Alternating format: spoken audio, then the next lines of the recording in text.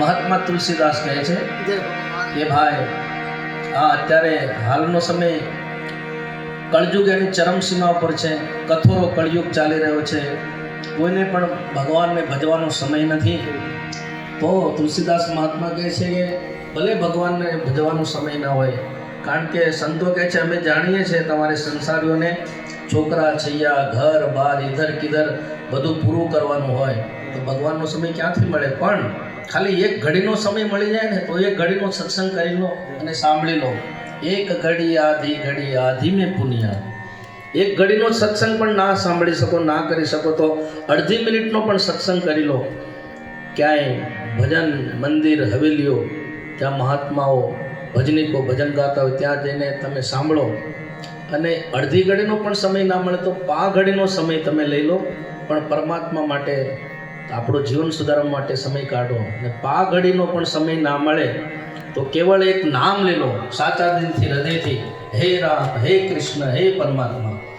તો તમારા મનસા વાચા અને કરુણાથી કરેલા આ જન્મના જેટલા પણ પાપો છે, જાણે અજાણે થયેલા પાપો, એ કેવળ ને કેવળ એકવાર સાચા દિલથી કરેલી ભગવાનની પુકાર દ્વારા બળીને ભસ્મ થઈ જશે, એવું સંત તુલસીદાસ મહાત્મા કહે છે.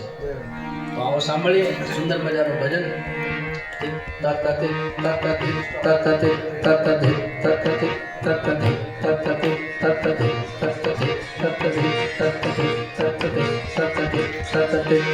કોટી જન્મોની રફતાર, કોટી જન્મોની રફતાર, કીધી માંડ કરીને પાર, કીધી માંડ કરીને પાર.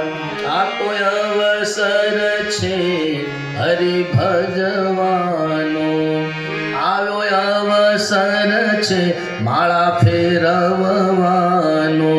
કોટી જન્મોની રફતાર, કીધી માંડ કરીને પાર.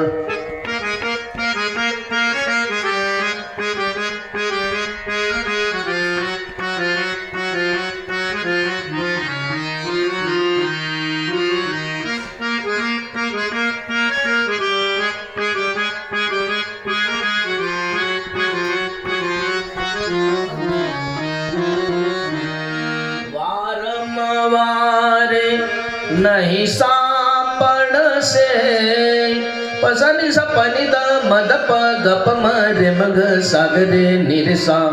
વારંવારે નહીં સાંપડશે, નહીં સમજે તો ખત્યા ખાશે, નહીં સમજે તો ખત્યા ખાશે, ખત્યા ખાશે, ખત્યા ખાશે. લગાવો ત્રિકમ સાથે તાર, લગાવો ત્રિકમ સાથે તાર. શાને મૂરખ કરતો વાર, શાને મૂરખ કરતો વાર. આ તો અવસર છે હરિ ભજવાનું, આવ્યો અવસર છે માળા ફેરવવાનું. કોટી જન્મોની રફતાર, કીધી માંડ કરીને પાર.